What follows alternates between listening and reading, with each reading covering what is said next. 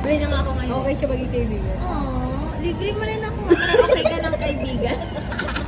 Okay ba? Libre siya. Hindi ka na pala okay. Ay, sige na yun. Yun na yun. Ashley. Hindi ko pa masyadong kakilala. Kilala ko. First impression nga, di ba? Kinakupal lang kasi namin siya lagi sa P. Okay, yan. Okay, yan. Hindi ka na nagsasalita, natatawa na. Nakakatawa ka talaga. Nakaka-friend Eh, pa kami. First impression, pag tinignan ko, alam, pinanindigan talaga yung pupo. Gano'n na siya tayo. Mukha namang malinis sa katawan. Baka ka naman maliit sa kasi sabi mo iba sa Ako mundo. siya. Alam mo yun yung parang expensive. Oo. Eh na.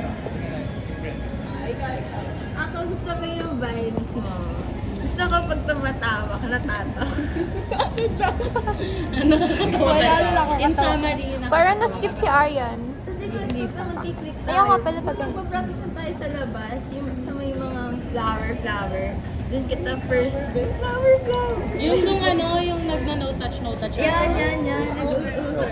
Tawa ka ng tawa, tapos naisip ko, ay, hindi pala siya yung gano'n na gano'n. Oo, Gano'n di ba? Gano'n pala siya.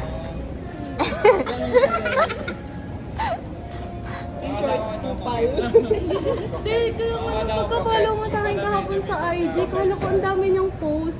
Ito, ba't isa lang to? Kasi yung pagtitignan mo siya, alam mo yung parang ganda-gandahan sa everyday. Ganun. Sino? Siya. Ilan, hindi ko pa yun. Okay.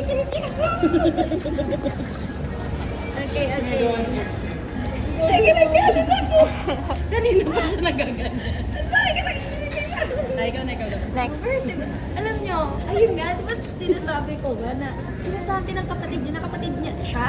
Sabi ko, oo, sinasabi ni Sai na kapatid niya siya. Tapos sabi ko, sa kapatid niya yun. Sa Dashwa. Nasa Dashwa yung kapatid niya. O, tignan niya,